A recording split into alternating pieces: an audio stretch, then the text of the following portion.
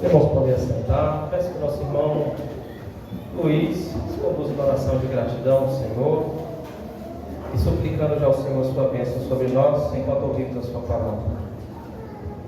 Querido Deus, queremos expressar hoje, Senhor, a nossa gratidão, queremos expressar o nosso amor por Ti, Senhor, porque Tu morrestes na cruz do Calvário, pagaste um preço muito alto, Senhor, pelas nossas vidas. Pagaste, Senhor, um preço que nem todo o dinheiro do mundo, Senhor, seria capaz de cumprir, Senhor, a exigência do Pai. Mas Tu, Senhor, te recolheste da tua condição de Deus, Senhor, quiseste vir até nós, Senhor, em amor, em bondade, em santidade, Senhor, para que pudesse, Senhor, viver a vida que nós tivemos, para que eu pudesse, Senhor, sentir as mesmas dificuldades, Senhor, que nós sentimos e ser vitorioso.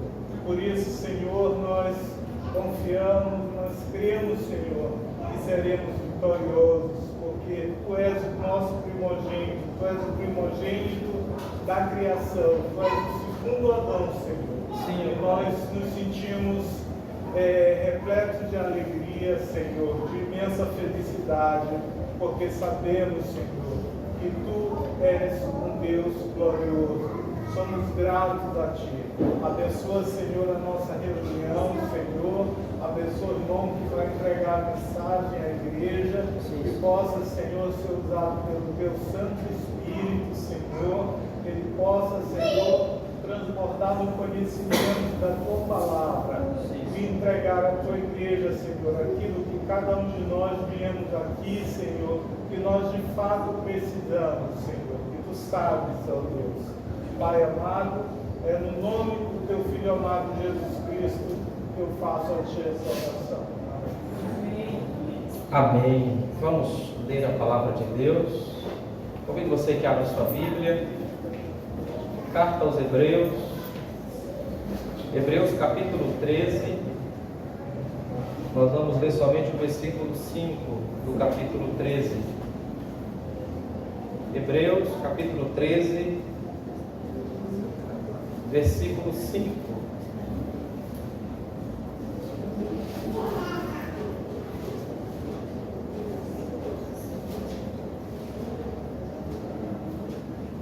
Ouça com fé a leitura que farei da palavra de Deus.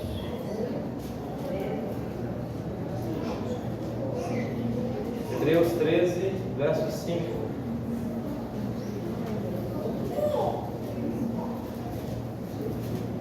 Seja a vossa vida sem avareza, contentai-vos com as coisas que tendes, porque Ele tem dito: de maneira alguma te deixarei, nunca jamais te abandonarei. Amém, meus irmãos? Talvez, irmãos, colocar em prática o que acabamos de ler nesse verso deva ser algo muito difícil. Falar de contentamento em dias de saúde, de prosperidade, é suficientemente fácil para nós. Para esses, ou para alguns cristãos, contentamento em meio à pobreza, à doença, em meio às tribulações, talvez em meio aos desapontamentos e perdas da vida, é um estado mental que muitos poucos possam alcançar. Devemos aqui retornar ao texto que lemos e ver como ele trata essa grande tarefa, esse grande dever do contentamento. Nós devemos notar, irmãos, como o autor aos Hebreus, ele tenta persuadir os cristãos hebreus a estarem contentes diante do Senhor. Eles aceitam suas ordenanças por um bom motivo. Ele não diz contentai-vos, ou seja, contente, sem um fundamento estabelecido. É acompanhado disso uma promessa, quando lemos Contentai-vos, ele diz, com tudo que você tem, porque ele disse, eu nunca os deixarei, jamais os abandonarei. Nós vamos primeiro examinar o preceito que nos dá aqui esse texto, esse verso. Contentai-vos com o que tendes, ou com o que tem. Essas palavras, talvez a nós, lendo elas aqui agora, aparentam ser muito simples, a ponto de uma criancinha poder assim facilmente entendê-las. Elas não contêm, irmãos, nenhuma falsa doutrina e não envolve também nenhuma dificuldade, como que uma questão profunda de matemática para solucionar o problema, para se resolver a questão. E ainda simples como elas são, a tarefa que essas palavras nos incentivam é uma das práticas de maior importância para nós como crentes. Porque contentamento, ele é uma das graças mais raras entre o povo de Deus. Como toda coisa preciosa, o contentamento, ele se torna cada vez mais incomum entre a igreja e entre o povo de Deus. O antigo ministro puritano, que escreveu um livro sobre contentamento, ele fez muito bem em chamar o seu livro, ou titular o seu livro, como a joia rara do contentamento.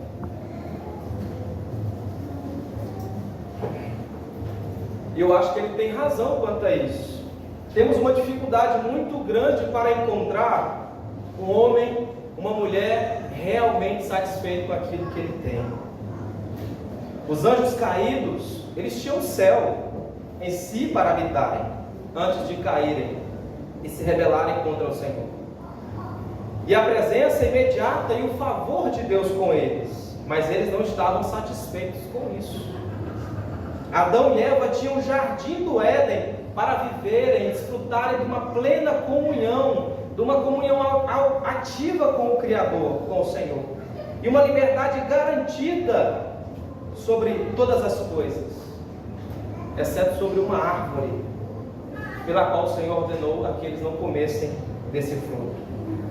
Mas eles ainda assim não estavam satisfeitos. Acabe tinha seu trono e reino, mas enquanto a vinha de Nabote não foi sua, ele não se contentou, ele não se aquietou, enquanto não a tomasse. Acabe tinha seu trono e o seu reino, mas ele achava-se insatisfeito por Nabote ter a sua vinha. Amã, ele era o chefe do rei da Pérsia, mas enquanto Mardoqueu se sentava no portão, ele não estava satisfeito com isso e fez de tudo para matar e perseguir o povo judeu, o povo de Deus. É a mesma coisa, irmãos, em todo lugar nos dias de hoje. Murmuração, insatisfação, descontentamento com o que temos, nos acha a cada volta de nós. Existe hoje um descontentamento com tudo aquilo que nós temos. Talvez dizer como Jacó, eu tenho o suficiente, parece totalmente contrário à partícula da natureza humana. Parece algo estranho estar satisfeito com aquilo que temos.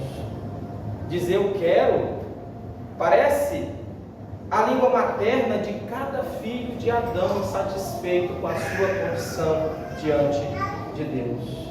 E eu acho, irmãos, que algo ou uma ilustração define isso muito bem, em especial em relação aos nossos pequenos filhos. Eles aprendem a pedir por mais e aprendem a pedir com facilidade, ainda pequenos, muito mais cedo do que eles aprendem a estar contentes com aquilo que eles já têm.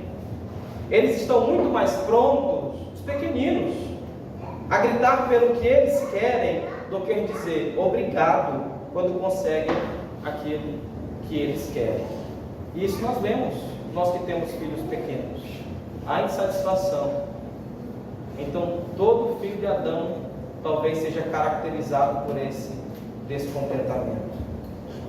Ouça, meus irmãos, com que poder essas palavras, ela pode vir à nossa consciência quando o santo livro de Deus fala contentai-vos, ou contentando-vos, ele diz, com o que tendes, com aquilo que vocês já têm, não com coisas que você uma vez teve, não com coisas que vocês talvez esperam ter, mas com coisas que você possui agora, nesse exato momento. Com tais coisas, independente do que sejam, devemos estar satisfeitos com aquilo que temos, tanto com uma casa, como que uma posição social na qual Deus nos pôs, tanto com a saúde, tanto com a renda que recebemos por meio do nosso trabalho, com tais circunstâncias que nós temos, nós devemos estar satisfeitos. Mas existem pessoas marcadas e caracterizadas por um descontentamento terrível e uma insatisfação insaciável. Pessoas que não se contentam com seu cônjuge, pessoas que não se contentam com sua casa, pessoas que não são contentes com seus filhos, com sua renda, com o seu trabalho. E a palavra de Deus diz: contentai-vos com o que vocês têm. Contentai-vos com o que tendes. Irmãos, o espírito desse tipo é o segredo de um coração que foi iluminado pelo Espírito Santo e de uma mente que foi limpa pela palavra de Deus. E alguns, nós podemos assim lamentar, não têm a mínima ideia de um curto momento de felicidade e não experimentam essa satisfação e essa felicidade por viverem uma vida descontente, insatisfeita, e não conseguem obter um mínimo momento de felicidade aqui enquanto peregrinam nesse mundo mau, nesse mundo caído. Estar contente, irmãos, é ser rico e próspero.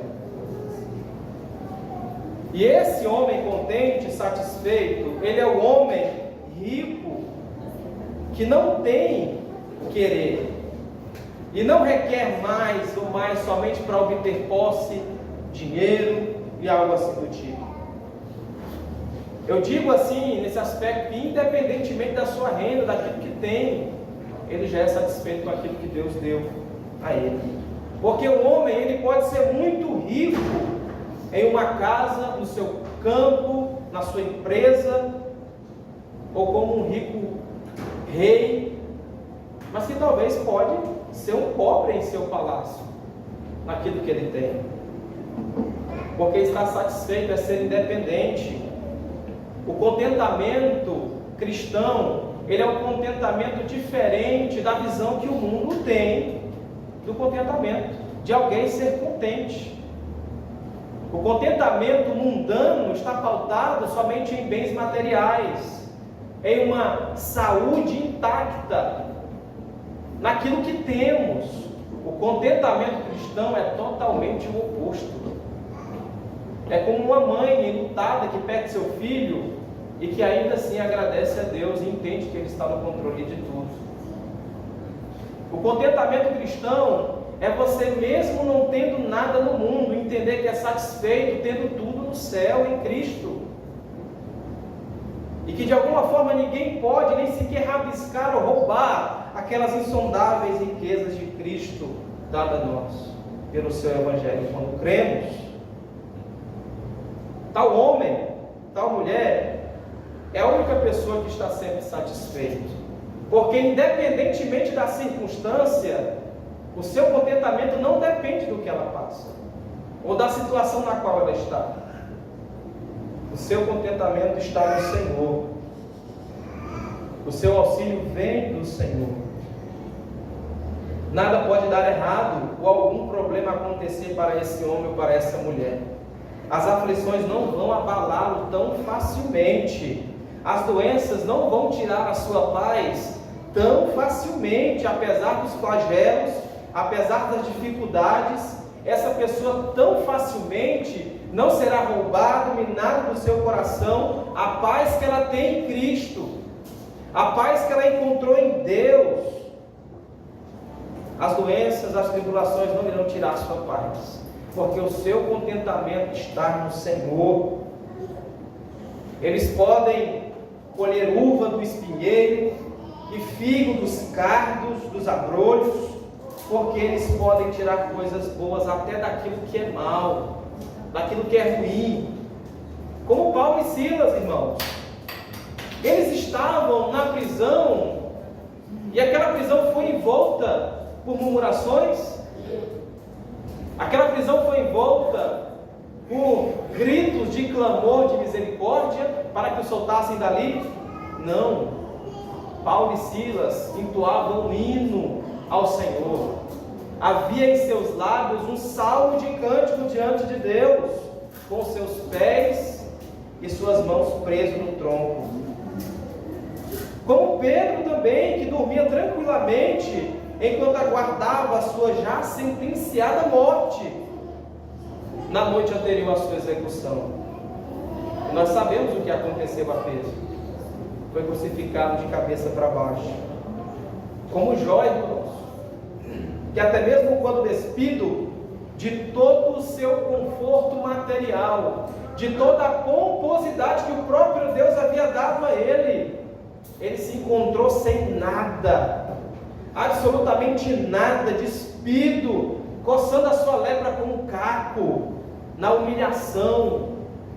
E nós vemos uma das declarações que mais traz paz, consolo e conforto ao nosso coração. O Senhor me deu, o Senhor tomou. Louvado, bendito seja o nome do Senhor. Você quer ser verdadeiramente feliz? E essa talvez seja uma das perguntas mais feitas da nossa geração. Porque quem que não quer ser feliz? Eu quero. E tenho a certeza que os irmãos também o querem. Mas busque essa felicidade, irmãos, somente onde de fato ela pode ser encontrada. Não busque felicidade naquilo que é temporal, naquilo que é carnal e naquilo que só satisfaz a nossa carne. Isso não é um tipo de felicidade pautada no Evangelho. Essa não é a felicidade que o crente busca. Essa não é a felicidade que o nosso coração almeja, nós que conhecemos o Senhor. Não busca a felicidade no dinheiro, meu irmão. Não busca a felicidade nos prazeres, nem nos seus amigos, muito menos também em seus estudos. Busquem ter o desejo em perfeita harmonia com os desejos de Deus, com a vontade soberana e perfeita do Senhor. Busque aquilo que é coerente com a vontade de Deus, para que assim você seja de fato feliz, experimente a verdadeira felicidade e a verdadeira satisfação que só Cristo pode dar à nossa alma faminta, a nossa alma que tem um vazio insaciável, um buraco insaciável que só pode ser preenchido pelo pão vivo que desceu do céu, só por Cristo, por meio da sua palavra e pela aplicação do seu Espírito. Talvez eu falando isso, irmãos, essa noite, você pode dizer que falar isso é muito fácil. Ter contentamento, seja contente, de fato é. Falar essas coisas e dizer isso aos irmãos essa noite. Porque talvez você possa se perguntar, como que eu posso estar contente nesse mundo em que eu vivo? Nesse mundo tão mal, onde somos assolados e arrodeados por pessoas tão insatisfeitas e tão doentias e ensimesmadas em si mesmas. E eu posso responder, irmãos, que você ou nós precisamos primeiramente mandar embora aquele orgulho que tenta de alguma forma reinar em nosso coração e saber que nós merecemos, que nós não merecemos nada em relação à nossa condição diante de Deus. Se os homens realmente soubessem que eles não merecem nada diante desse Deus Criador, e se reconhecessem que são devedores da misericórdia de Deus, a cada dia logo cessariam de se queixar, logo cessariam de murmurar. Você pode dizer talvez que você tem algumas cruzes vezes, algumas tentações, alguns pecados que parecem talvez invencíveis, e problemas, e que é impossível, talvez, de alguma forma, desfrutar dessa felicidade e desse contentamento, estar assim de alguma forma satisfeito na vida em que você vive. Eu digo que você faria muito bem em lembrar-se da sua própria ignorância ao indagar dessa forma. Porque você sabe o que é melhor para você? Nós, na condição de pecadores que somos? Ou é Deus, irmãos, que em sua palavra nos revela aquilo que verdadeiramente precisamos? Será que nós somos mais sábios que Deus? Será se Deus não sabe do que nós necessitamos? Como o próprio Senhor diz ao ensinar o Pai Nosso, que ainda que as palavras fossem produzidas em nossa mente ou sido audivelmente falada pela nossa boca, Deus já sabe o que nós necessitamos, mesmo antes de nós pedirmos ao Senhor. Talvez as coisas que você deseja podem arruinar a sua própria alma e não ser condizente com a vontade de Deus. As coisas que você tem perdido poderiam ter até envenenado você espiritualmente. E aquilo que Deus talvez não deu a você constitui-se um livramento e algo benéfico para a sua vida espiritual e para a sua própria comunhão com Deus. Mas é impressionante, irmãos, nós observar que o que o autor aos Hebreus lançou aqui, esse fundamento, quando nos mandou ficar satisfeitos e contentes com o que nós temos. Ele não lançou mão de nada das coisas boas e materiais, ou das suas recompensas temporais que temos aqui pelo trabalho árduo que realizamos. Ele simplesmente citou um verso da palavra de Deus. Ele não deu 3 passos para você ser mais contente.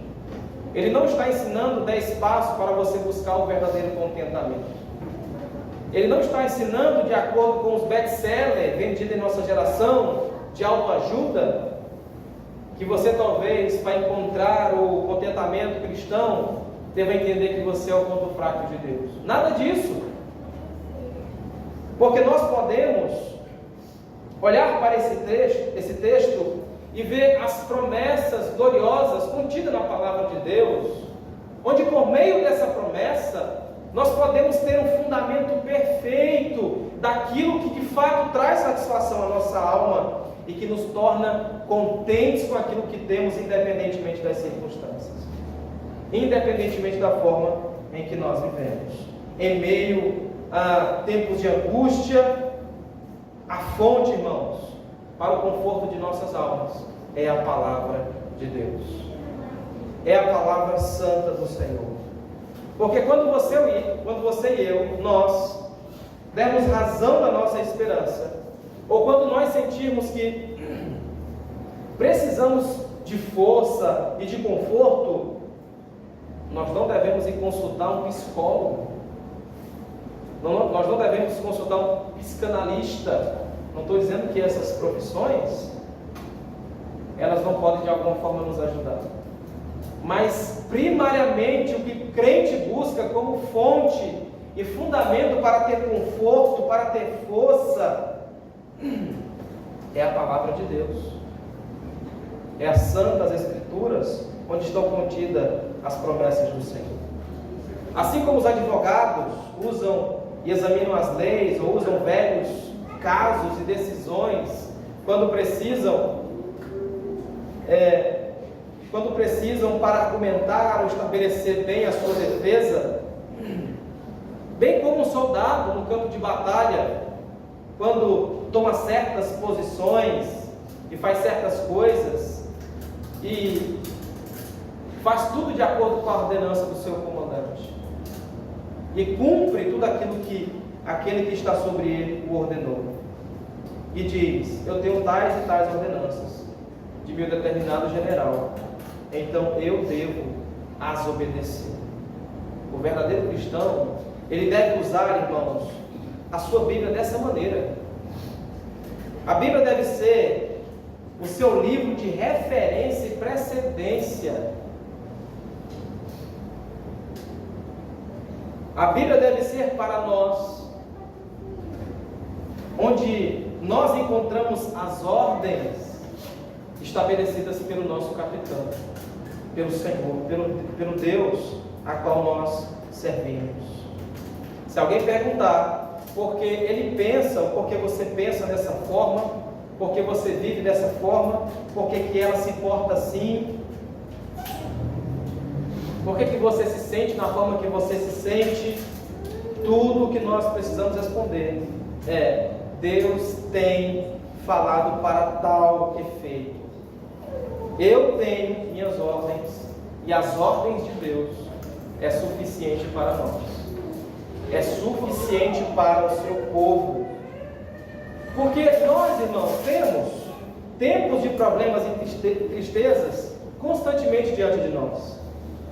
Não é preciso nenhum olhar profético, alguma adivinhação profética para ver isso. Todos nós, em alguma medida, sofremos com enfermidades, às vezes com mortes, às vezes com partidas de pessoas queridas, ou com separações, muitas vezes com desapontamentos em relação às pessoas. Tudo isso chega a nós em algum dia.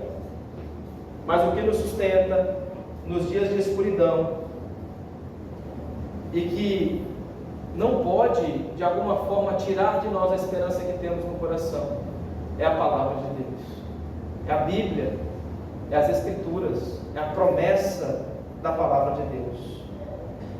Nós temos uma probabilidade, irmãos, todos nós, do menor ao maior, como minha querida filha ficou doente agora. Todos nós temos uma probabilidade de ficar meses acamados, meses doentes, dias pesados e noites cansativas, talvez com o corpo dolorido, com o corpo enfermo, uma mente debilitada, e assim tornar a nossa vida um fardo penoso sobre nós. E o que nos ampara diante disso? O que nos traz consolo diante dessa circunstância? O que traz paz a você? O que traz paz ao seu coração? O que nos sustenta nesses momentos de trevas? São os textos extraídos da palavra de Deus. São as promessas contidas nas Escrituras Sagradas. Nada existe, irmãos, e é provável, para nos confortar tanto quanto os textos das Escrituras. Nós essa noite, cada um de nós temos que olhar para frente, e ao olhar para frente, mesmo vendo aquela promessa bendita de que Cristo é o prêmio da soberana vocação de Deus, mas fisicamente o que nos aguarda é a morte. Haverá amigos para serem velados, lares para serem dados ao túmulo, para ser visitados funerais, e todos nós, de alguma medida, ou participamos ou iremos participar dessas situações que traz tristeza, que traz dor, que traz um pesar enorme à nossa alma. E o que pode, irmãos, nos sustentar nesse período, o que pode nos confortar, em especial nos nossos últimos momentos da nossa própria vida, são as promessas gloriosas das Escrituras Sagradas. É a palavra de Deus que enche o meu coração de contentamento. Por isso nós precisamos, irmãos, ter um coração encharcado pelas Escrituras. E assim como o salmista, também orar a que a palavra de Deus esteja guardada em nosso coração, para que não venhamos pecar contra o Senhor, para que em momentos de aflições, em momentos de dificuldade, nós não venhamos naufragar na fé, nós venhamos deixar aquilo que Deus já nos prometeu em Cristo Jesus, porque a Bíblia aplicada ao coração pelo Espírito Santo é a única consolação para o crente nesse mundo. Sem ela, irmãos,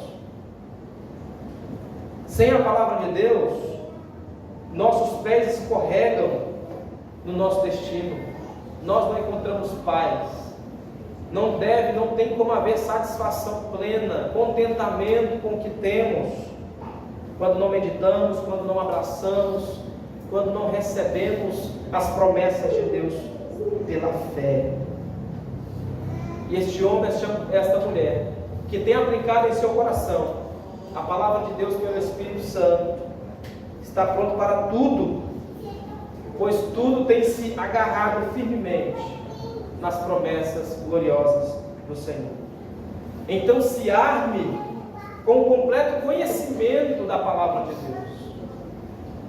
Sua mente, seu coração, leia e esteja capacitado para dizer: eu tenho esperança, porque é assim e assim que está escrito na palavra de Deus.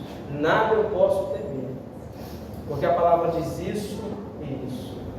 E não é assim que vencemos o pecado, a insatisfação, a tentação que nos assola todos os dias.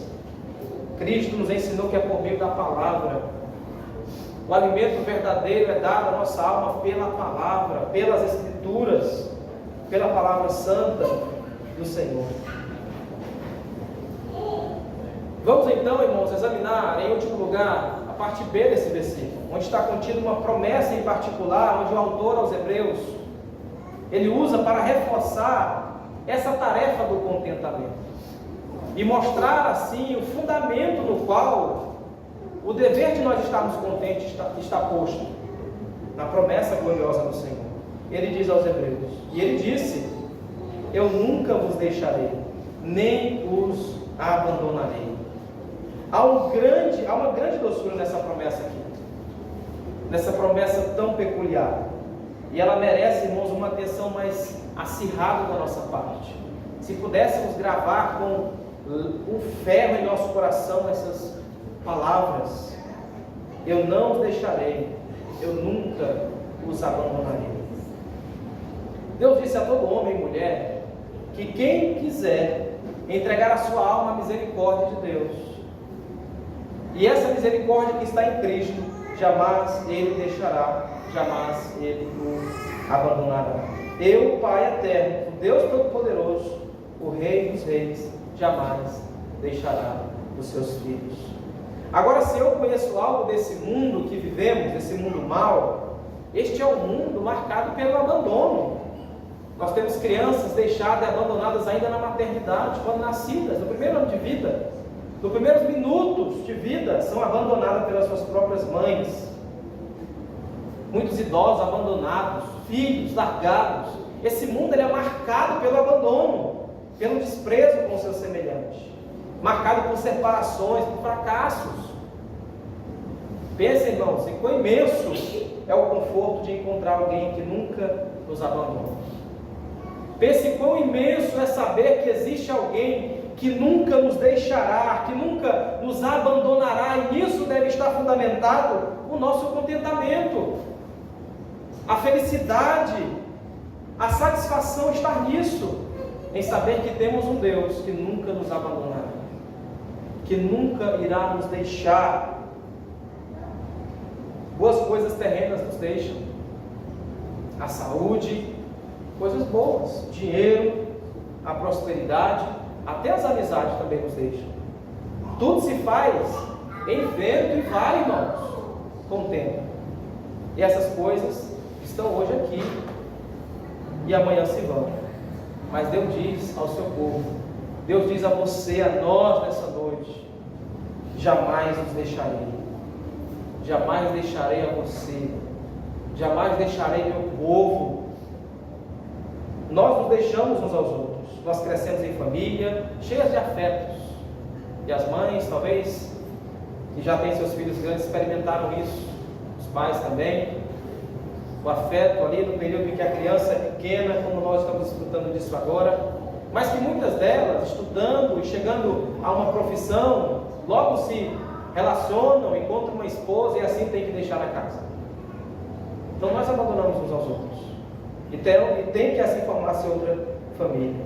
Nos espalhamos, nos separamos uns dos outros, encontramos nossos melhores amigos e conhecidos, às vezes em pequenos, raros intervalos. Isso logo se vai, em questão de segundos, e então partimos novamente. Mas Deus diz sobre nós, irmãos, sobre os seus filhos: eu nunca vos deixarei, eu nunca vos abandonarei. Somos deixados, irmãos, até por aquele que nos ama, por aqueles que são nossos verdadeiros amigos. E às vezes eles vão crescendo, chegando à velhice, vão morrendo e vão nos deixando. E o número deles vão se tornando cada vez mais menores. A separação ela é uma lei universal em todo lugar, exceto entre Cristo e o seu povo, exceto entre a igreja, a noiva de Cristo e o seu povo, exceto entre aqueles que foram alcançados pela graça, que tiveram seus pecados purificados no sangue precioso de Jesus. Morte e fracasso estampam, irmãos, todas as coisas que tem nesse mundo, mas não há nenhuma separação do amor de Deus para com o seu povo, para com os crentes. Paulo diz isso em plenos pulmões em Romanos 8, 38 e 39. E é uma bendita palavra na qual nós nos agarramos com todo o coração. Paulo diz: estou convencido que nem a morte, nem a vida, nem as coisas presentes, nem a altura, nem a profundidade, nenhuma outra criatura será capaz de nos separar do amor de Deus que está em Cristo Jesus, nosso Senhor. Essa é a promessa de Deus para você, para o seu povo. Eu nunca vos abandonarei, eu nunca vos deixarei. Se apegue a essa palavra, nunca. Nunca, embora o seu coração frequentemente desfaleça diante das circunstâncias, e talvez você não esteja ainda plenamente se beneficiando desse contentamento em sua alma em Cristo. Talvez você está doente, enfermo, talvez você está nos seus piores dias, mas a promessa é para você, a promessa é para nós. Essa promessa é para o povo de Deus. Embora algum demônio sussurre no seu ouvido: eu vou lhe conquistar no final, você é bruto, você não é o que você diz ser, você é alguém que não presta, você está perdido. Satanás com seus dados inflamados faz isso conosco, tentando pôr de alguma forma dúvida, e você talvez esteja sendo afligido por esses dados inflamados do diabo, do inimigo das nossas almas. Mas Deus mantém a sua palavra. O Deus que criou os céus e a terra. Jesus disse que ainda que os céus e a terra passem, a minha palavra não passa. Ela permanece para todo sempre. Deus mantém a sua palavra. Não é demônio, irmãos. Não é coisa nenhuma nesse mundo que pode nos separar do amor de Deus. Embora tribulações, problemas passem sobre a sua cabeça e sua vida, e toda a esperança pareça ter ido embora, e você se acha no fundo do poço, ainda assim a palavra de Deus permanecerá. A promessa de Deus permanece intacta quanto ao seu povo. De maneira alguma te deixarei, nunca jamais te abandonarei. Então não experimente. E o crente nem deve, de alguma forma, achar que vive de forma abandonada no mundo, desprezada no mundo. Parece que o povo de Deus, hoje a igreja moderna, ela é carente, ela quer ser vista. Parece que o povo é tão carente, se não curtir o vídeo fica triste, se não falar que o meu cabelo está bonito, fica arrasado, se não disser que minha roupa está bem, volta para casa cabeça entre os pés, de tanta tristeza. Meus irmãos, que tanta carência é essa? Que tanta vontade de ser aceito pelo mundo, de ser aceito pelas pessoas.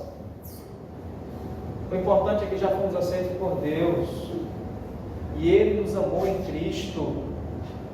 E independentemente das circunstâncias ou das definições que as pessoas dão ao nosso respeito, se nós estamos em Cristo, ancorados por fé naquilo que Ele fez, nós não estamos abandonados, nós não precisamos viver numa carência, nós devemos ter um coração cheio de contentamento, um coração satisfeito, um coração pleno, um coração que desfruta de uma verdadeira felicidade. Então creia nessa promessa, desfrute dessa promessa da palavra de Deus.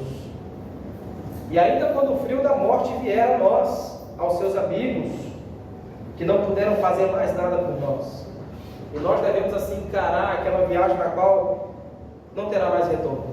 Estaremos diante do Senhor na eternidade. Ainda assim, Cristo não nos abandonará.